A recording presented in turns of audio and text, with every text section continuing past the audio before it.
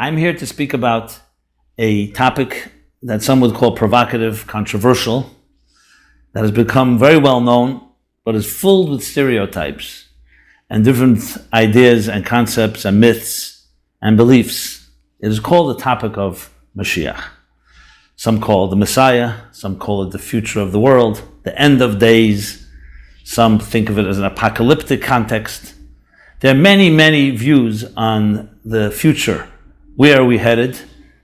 What is the end of the world going to look like? Every major religion has its theories on the topic. Judaism, of course, Christianity, Islam, the Far Eastern disciplines, and within each of them there are many different variations. So I would like to present the Torah perspective on this topic, which hopefully is both relevant and provocative, and above all, drives us all and motivates us to do something about it. So generally speaking, let me just begin with a general introduction about stereotypes.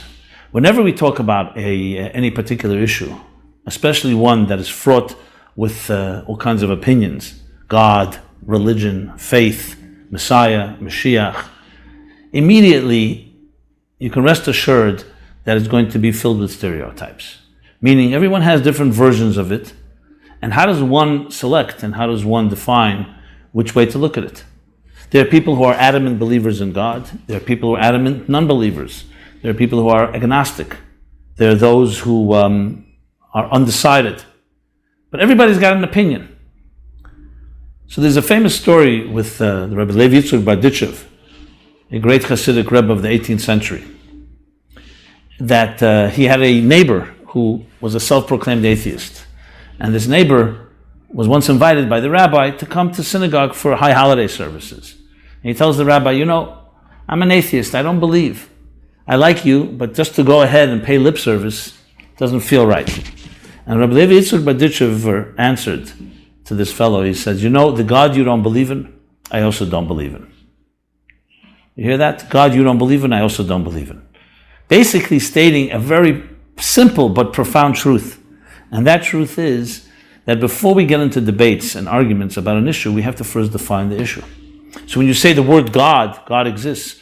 Well, if the definition of God is a man with a long white beard in heaven that strikes us with lightning when we misbehave, many people would consider themselves atheists, including myself. But if God is understood as a essence of all reality, the deeper reality of all of existence, then you're talking about a different type of definition. So when we talk about the concept of Moshiach, Messiah, it's critical to define what we mean and what we don't mean, because it's filled with different opinions. Let's be honest, for the last few thousand years, the monopoly, most of the people speaking of the Messiah, is connected to Christianity. So most people have an attitude based on the Christian version of what that Messiah is. I'm not obviously here to go talk about, criticize or to promote that particular version, but we cannot deny the fact that it has affected culture, it has affected our thinking, it has affected literature, and many of us see it as some type of miraculous event, a resurrection connected with apocalypse, with wars, with bloodshed. The Torah version happens to be completely different. So I'm here to try to bring clarity and to dispel some of the myths and get to the core essence of what this word is, what this concept is. And it's critical to strip it from any type of preconceived notion. So I ask all of you, as you listen to this, that at least for the next short while, try to empty your minds, if you can, about preconceived notions about Mashiach, about Messiah, about the end of days. And let's try to look at it from a fresh perspective, clean slate. And then, of course, you can bring back your old ideas and see how they fit in or don't fit in. But that, I believe, is the healthiest thing to do, especially when you're talking about a topic that is fraught with all kinds of different myths and different images and stereotypes. So in that context, let's speak in plain simple English. What is this idea called end of days, Messiah?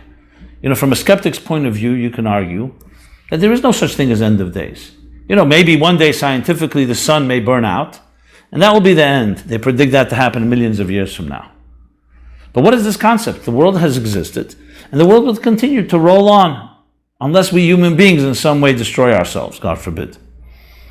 Yet there is a concept in religious doctrine, and I begin with the Jewish doctrine, which is that in the Bible, in the Torah, God tells us that there will be a redemption, there will be an end to the world as we know it, and we'll enter into a new age, what's called the Messianic age, a new consciousness, a new age of consciousness, a new paradigm shift, which we shall discuss.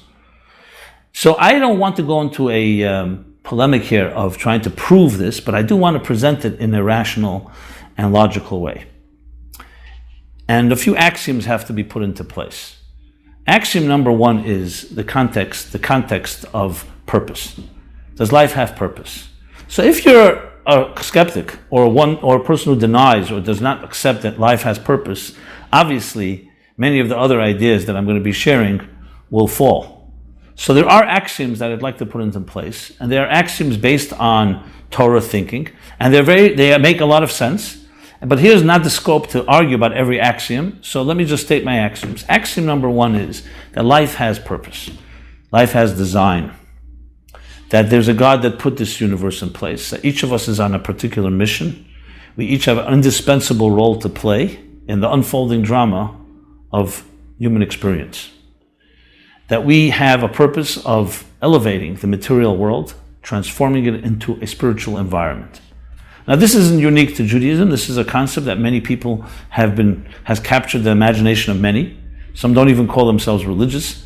The idea that we are here to somewhat repair this world, tikkun olam, somewhere to make this world into a garden. It could be a jungle. Self-interest and selfish and narcissistic drives can self-destruct us, can destroy each other, we can destroy ourselves. Or we can live a life where we work in unison, where we coordinate our efforts, where we complement each other, and we see each other as different musical notes in one large composition. And as such, we play music, and we turn this world into a garden. This is the axiom and the attitude and approach that essentially the Torah view on life. Which means that every one of you, every one of us, everyone everywhere, every individual is a flower waiting to emerge, is a musical note waiting to play its song, is a entity waiting to express its voice and make this world a more beautiful place.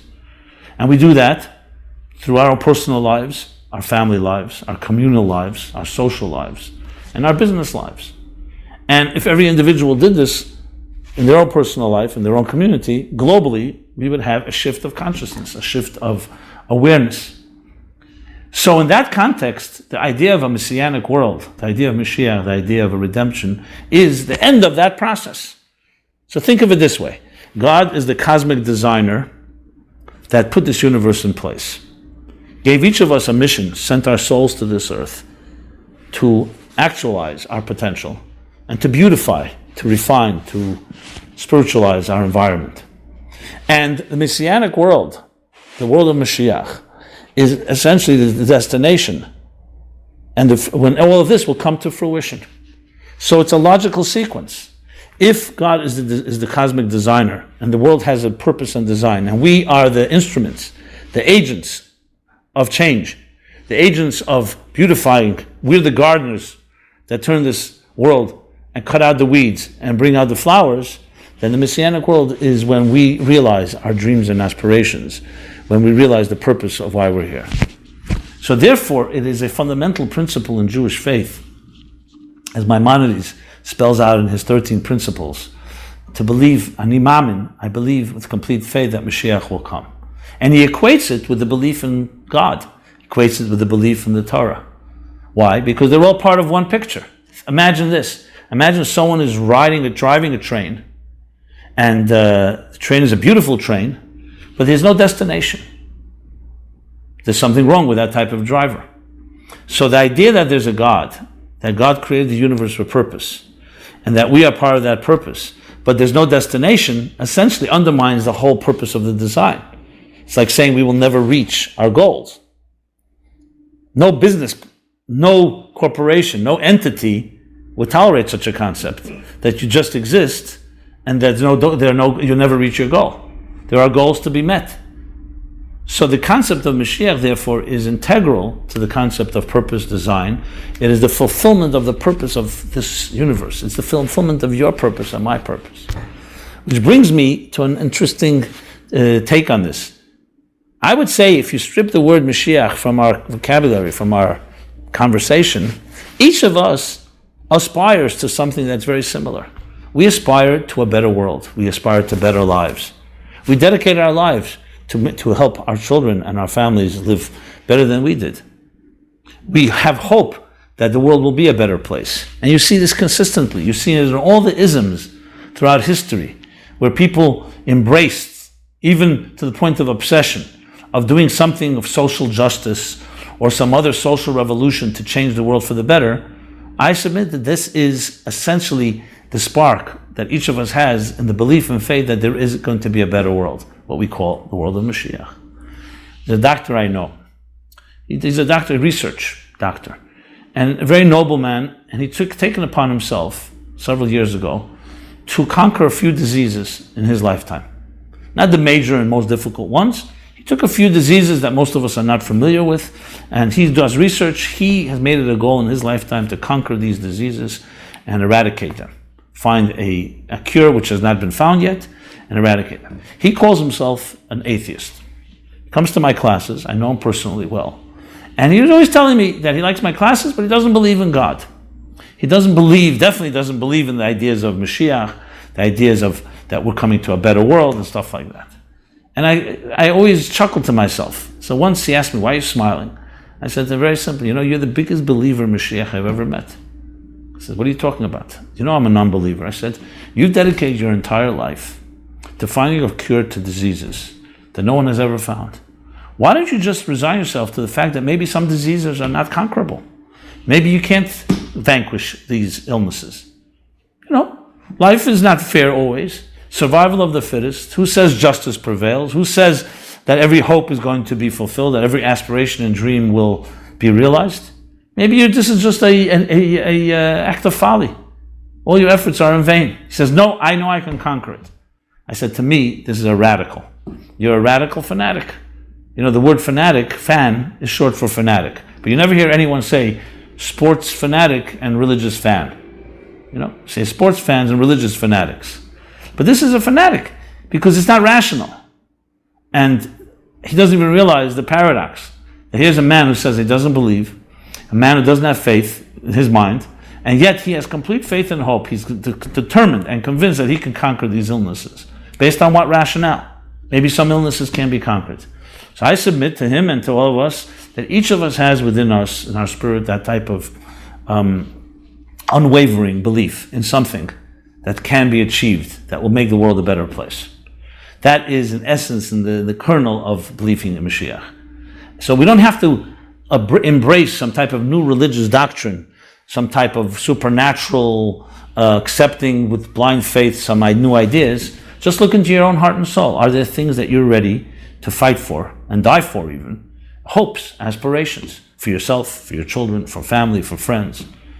Unfortunately, we live in a comfortable world. I'd say, unfortunately, it's really a great blessing, but comfort tends to create also apathy and complacency. Like the guy asked his friend, "What's worse, apathy or ignorance?" And he said, "I don't know, and I don't care." Apathy is this type of complacency and indifference that doesn't push us and compel us and propel us to do something better. So it's true that many of us growing up in our world today don't have a cause to fight for.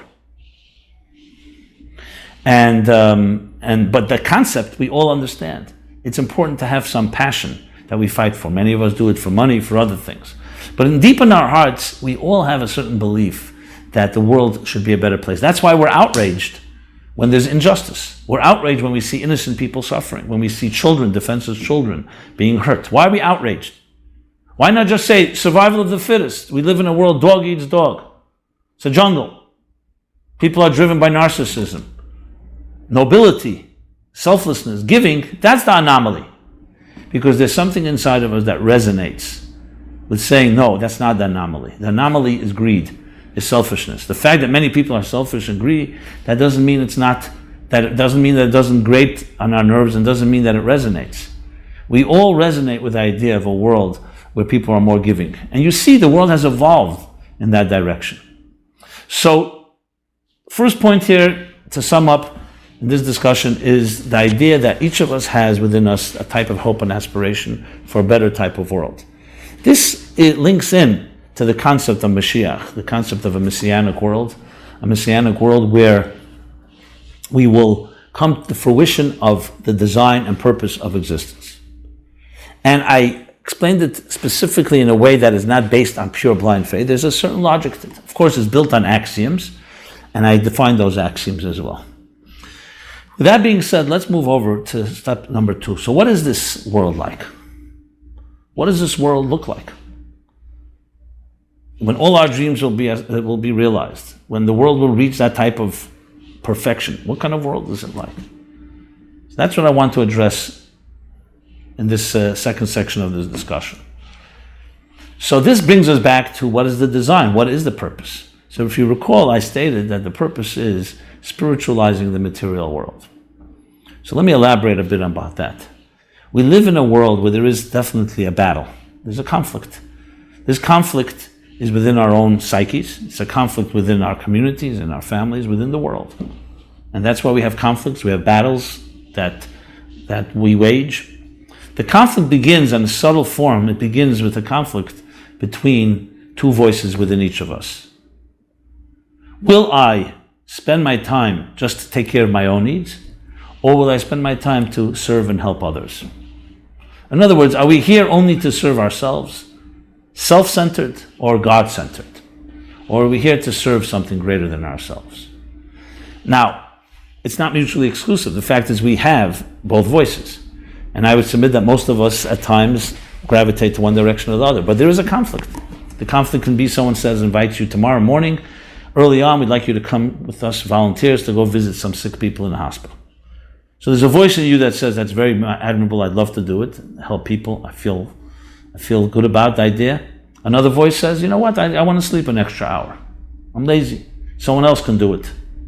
We all have these, I'm just giving a small example. We have examples like this throughout the day, throughout our lives, hundreds, thousands of times. A decision, a fork in the road. Yogi Berra said, when you come to a fork in the road, take it. But in this case, you can't just take both directions. We choose one or the other. And this really defines our lives. It defines what the purpose of our lives. Many of us, who may even act selfishly, and we all have times that we do, know better that's not really what you want to do, but that's what you end up gravitating to because it's the easier path.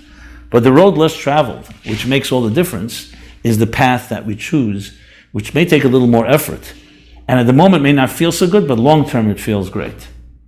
Because if you wake up early in that morning and do visit the sick, guarantee the rest of your day you're going to feel good about it. If you sleep an extra hour, that hour you may feel good, but the rest of the day you're not going to feel that great if you're sensitive and conscientious. So we have decisions like this all the time. Think of it as the decision whether you're going to follow your soul or you're going to follow your body.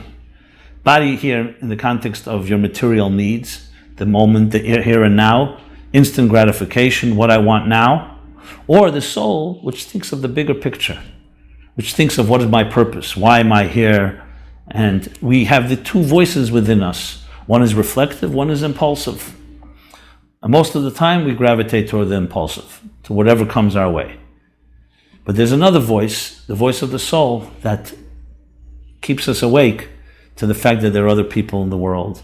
There are people who may be hurt, there are people who are needy, that we are here also to help each other. And this is a battle that goes on in each of our lifetimes, and when you magnify this battle, you end up looking at the conflicts that take place in communities, in homes and communities in the larger world, different interests. Everyone has their interest. Everyone thinks their interest is the most important one. Your interests conflict mine. So battle breaks out. It can be a physical battle, it can be an emotional battle, it can be a subtle battle, a diplomatic one, but they're battles. When every human being on this earth would think in terms of what is the purpose, why I'm here, and they would think in terms of how do we complement each other, what is my individual music to play, as I mentioned, what is my flower, and how are the other music and flowers in the world, how do they complement each other, then we're talking about a world that's living up to its purpose. So what is the world of Moshiach? Moshiach is essentially the accumulation of enough choices of people following the voice of their soul as opposed to the voice of their body. Enough voices following the voice of their spiritual calling and higher calling than their self-interest, the moment of self-interest. When that accumulates, think of it like building blocks, and the sum total of them all is a structure. It's called a better world. It's a world where the world becomes a garden because enough flowers have emerged. Michelangelo once said, when they asked him, how does he sculpt these beautiful images out of stone? He says, I see the angel trapped in the marble, and I carved and set her free. So this world is a very hard crust world that conceals and hides the flowers within, the angels within, the music within. And it's our work in that battle that I described is to allow our angel and the angel of others to emerge. When enough angels emerge, when enough flowers emerge, you have a messianic world. Which leads me to a critical point in the Jewish view of Moshiach, a Messiah. The Jewish view is that Moshiach is not just an event. It's a process. It's a process that began at the beginning of time. When Adam and Eve in the Garden of Eden were charged, la'avda l'shamra, to serve and to protect, to make this world a garden, basi ligani, God says, Garden of Eden, make the entire world a garden. They began the first building blocks, the first steps toward a messianic world. Unfortunately, it's because there was another voice that misled them, a voice that was more selfish, that was more concerned with their immediate needs, that also concealed the garden. Thus, they had to be expelled from it, cause and effect. And the process ever since of human beings, every mitzvah, every good deed, every time we overcome the temptation for self-interest and do something for another, every time we do something, whatever mitzvah it may be, we have revealed a spark of Mashiach in this world. We've revealed a spark of godliness. And when enough sparks are revealed, the process concludes with a natural conclusion. What happens in the natural conclusion? Like in the good sense, a volcano erupts, not because suddenly one morning there was pressure. It's a cumulative pressure, cumulative forces, a cumulative heat that finally bursts and erupts. In this context, it's a good eruption. Enough good is revealed in this world, enough flowers, enough music, enough sparks, it accumulates into the world of Mashiach. But it's not just a process, it's a process that leads to an event. Why is this critical? Because many see the concept of Mashiach as being, okay, it's some type of thing that's going to happen. And either it will or it won't, and we'll see what happens. No. In Jewish thought, we are a dynamic and integral part of it happening. It doesn't just happen. It's part of a process. And when the process comes to its conclusion, the world naturally erupts, and those sparks are naturally revealed. And that's a messianic world. And then there are events that will take place as a result of this end of this process. There will be an actual Mashiach. We'll talk about that in a few moments.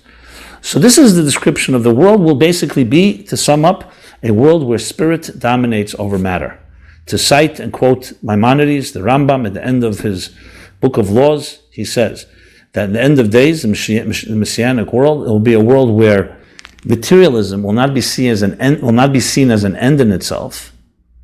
It will be seen as a means to a higher end, to know God. And he cites the verse from Isaiah, a world filled with divine knowledge as the waters cover the sea. It will be filled with divine knowledge as the waters cover the sea, that everyone will see this be the same world as we know it. He makes it very clear. We don't have to have miracles. We definitely don't have to have destruction or apocalypse. We don't have an Armageddon. It can be a very natural world. And essentially, it's a change of consciousness. It's a revolution of consciousness. It's a paradigm shift that instead of materialism being an end in itself, which is really the driving cardinal rule and driving force of our life today, in Messianic times, the material pursuits will be a means to knowing God. That in everything we do, we will see higher purpose. We'll recognize it. And as a result, there will be no more war and no more famine and no more unhealthy competition and jealousy and so on. Because the beginning of the verse that I cited from Isaiah that Maimonides brings says, they will no longer do evil and destructive things on my holy mountain, because the world will be filled with divine knowledge as the waters cover the sea. We know different prophecies like their swords will be turned into plowshares. Many of these are all based on the same idea that the material world will become suddenly a means, a tool, not for weapons, but for plowshares, for gardening, for harvesting grain and so on. What's the connection between no destruction and a world filled with divine knowledge? We see many people that have knowledge, and it doesn't necessarily make them better people. Sometimes more knowledge created more destruction, more sophisticated weapons. It says divine knowledge. When people are filled with divine knowledge, meaning the sense that I am here as a divine agent, I'm here to serve a higher purpose, when there's that type of knowledge, automatically that creates the ability to tolerate, not just to tolerate, to coexist, to value everyone around you, because they also have a divine calling. And when all of us, cumulatively in the world, feel that way, you have a world that naturally will not have war. Because when you see that another person is part of you, imagine of different organs in one body, a healthy body, each organ has its role, but each one also respects and understands the role of another, and that's what turns us all into one healthy body. That's the world of Moshiach, a world in harmony, a world the way it was always meant to be, nothing new. On the contrary, the anomaly is the greed and the forces of destructive forces that tear us apart. The natural world, the way it was meant to be, is when things are aligned. So God created the universe for a purpose. Think of it as a very healthy machine. The machine has wandered off its course. Life has wandered off its course. Moshiach is bringing it back to its proper alignment, where everything we do is aligned with its purpose. Who you are is aligned with what you do. That means not just your work, but everything that you're involved in is all connected to the real you, the soul, the purpose of your existence. So that covers somewhat what that world will look like. Now let's address some specifics about the process that I mentioned, and some of the specifics of what will take place. As I said, besides the process, there are events. Now, just to in a sense, summarize, I see it this way. If Moshiach is the way I just described it, then it's quite an exciting journey. Would really want to entice each of us to be part of this, because it's about self-actualizing who you are, discovering your deeper purpose, discovering the purpose of other people around you, and accumulatively bringing on a world that will be, in a sense, in touch with its deeper purpose and higher calling. So that's something that should intrigue us, not something that should terrify us. Definitely not something we should be complacent about. It's something we are part of, and we, as I said, are part of the dynamic process of the unfolding of this drama. So, generally speaking, there are 4 theories on the Messianic world and different religions and different schools of thought. And obviously the one I'm talking about is the Jewish perspective, the Torah perspective, which is the 4th of these 4 schools of thought. But just to appreciate it, let me put it into contrast. There are one school of thought, well, it's 2 schools that really break down into 4. 2, that each one has another 2 subcategories. The 2 general categories is Moshiach, is the end of time, something that will be violent or peaceful. That's 2 different ways, either violent or peaceful. Aggressive or peaceful. Violent or peaceful. And another 2 options, will it be passive or will it be aggressive? Or I should rather say, instead of aggressive, proactive. Or will it just happen, or do we do something about it?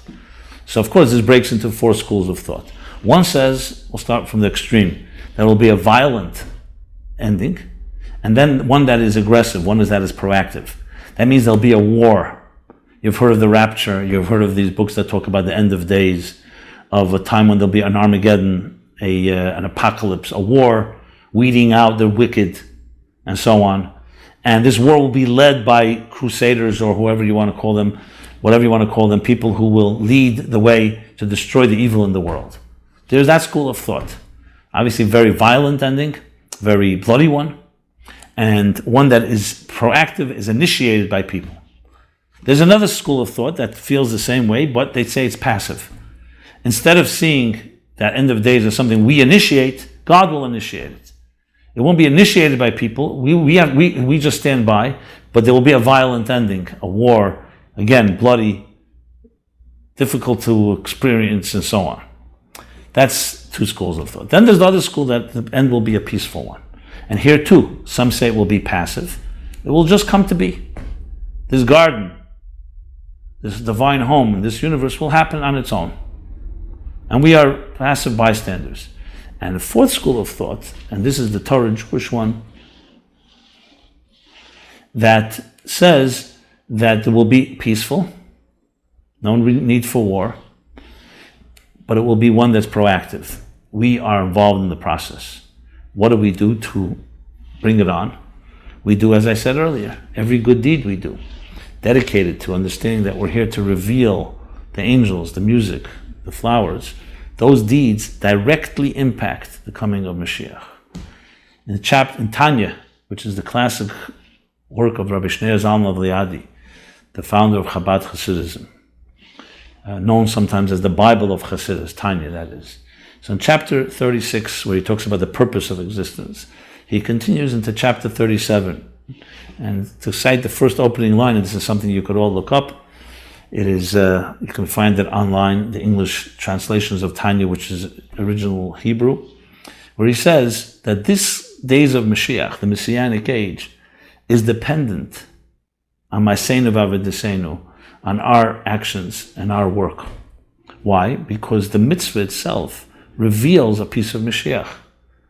So it's cause and effect. If you want a world, a divine world, you want a world of goodness, you have to reveal that goodness. And it's our Ma'aseinu v'Avodaseinu that directly is the impetus, is the catalyst that awakens and ignites the sparks, and accumulatively, as I mentioned, that lead us to this bigger world called the Messianic world, which, of course, then compels us all to do something about all of this, which we shall soon discuss as well, what we can do. But before we go to that, let me talk a little more about some of the details of this Messianic age. So how will this age come to be? Now, everything we talk about is not speculation, it's not based on conjecture. It's based on the Torah documents, texts, prophecies. Essentially, God told us how it will come to be. Now, I mentioned how it will come to be through our work, but what will be the so-called technical steps?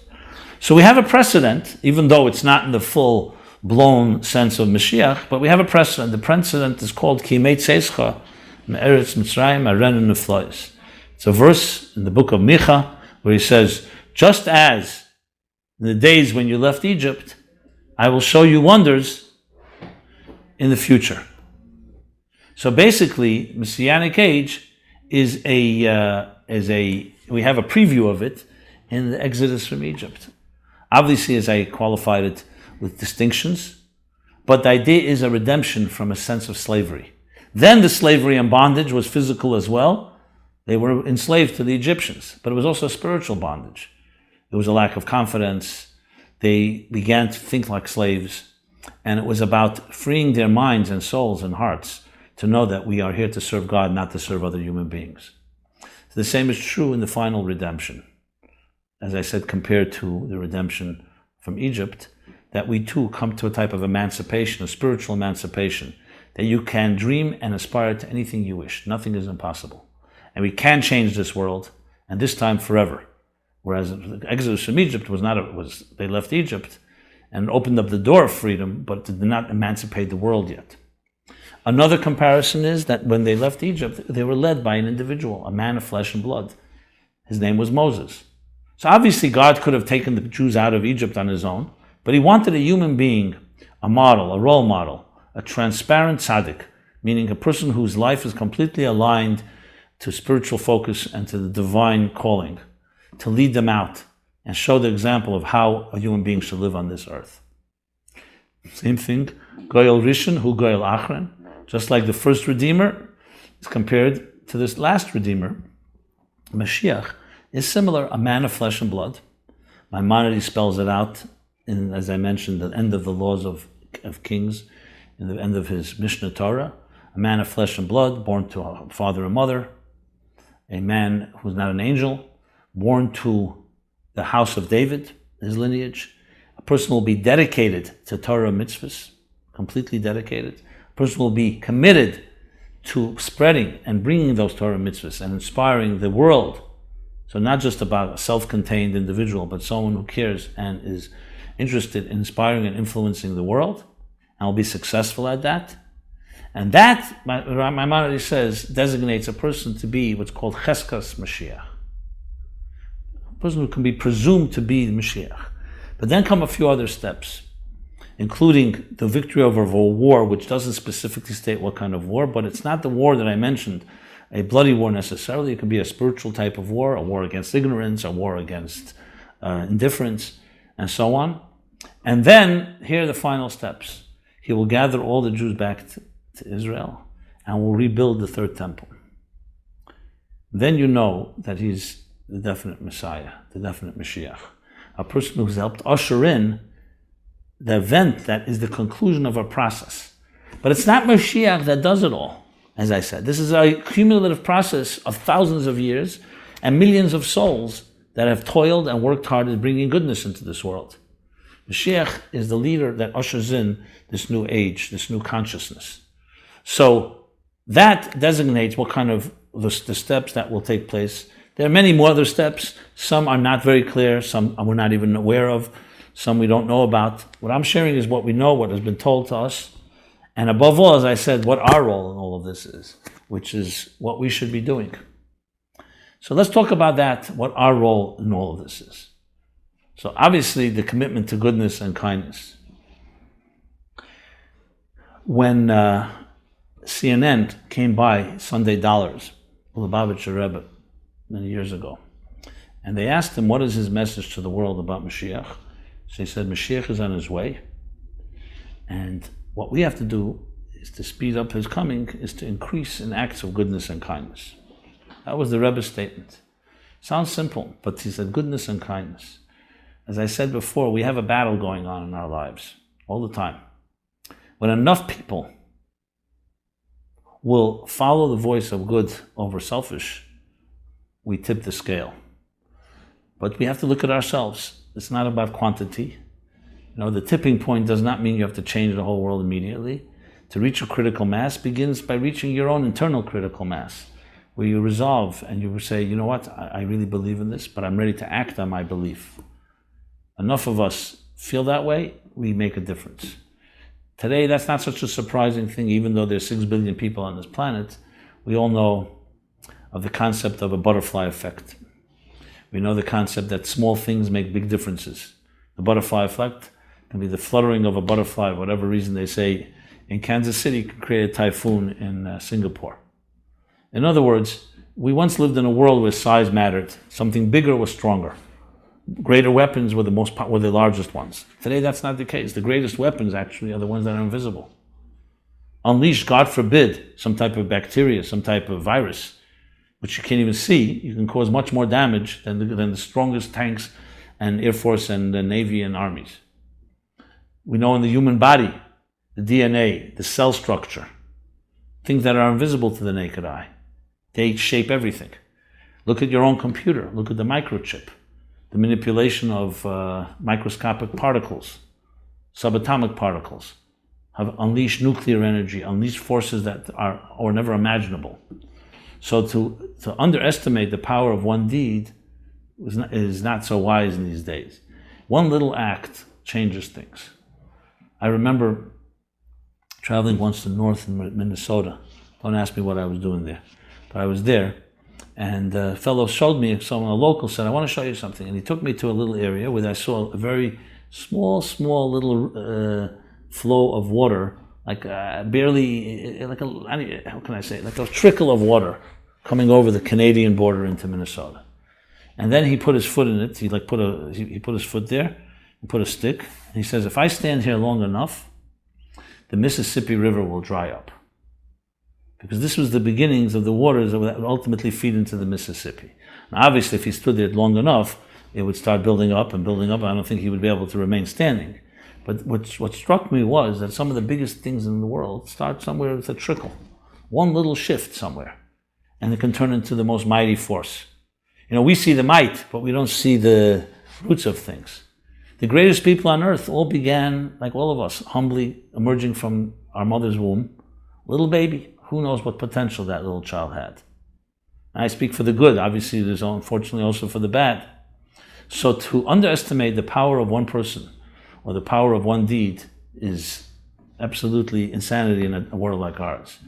And that's what Judaism teaches. Maimonides says that a person has to always perceive themselves as, and the world and themselves as equally balanced. Like think of a scale where the merits and the negative elements are equally balanced. They balance each other out. And your one act tips the scale. So yes, we can say, what significance am I, one person in a world of 6 whatever billion people? What can I achieve? But if you think of it that way, the power of the detail, the power of your specific act, yes, we can change the world. And remember, we're also midgets that stand on the shoulders of giants. We're not coming alone. We're not in a vacuum. We are part of an accumulative process of millions and millions of beautiful deeds and noble acts that our parents and ancestors have done. And we are midgets that stand on their shoulders. Even though it's attributed to Isaac Newton, that an analogy is given by one of the great scholars in the Middle Ages, but long before Isaac Newton. And therefore we can see further than those giants because we stand on their shoulders. So we don't come alone, we come with that power. Think of it like a marathon. And now the leg of the marathon is given to us. The baton has been passed to our generation. So I ask each of us, I ask myself, think about this. All the generations in history wait to see how you and I will act. Our small act is the thing that can tip the scale from a world that leads this universe into a messianic age, a world of higher spiritual consciousness. And so ultimately comes down to individuals like us. It's not just about global campaigns, and it's not just about reaching millions of people. It's reaching individual one after one. Because remember, at the end of the day, 6 billion people on this planet are basically 6 billion individuals like you and I. So if each one of us does our little part, it has great power. Thank you very much.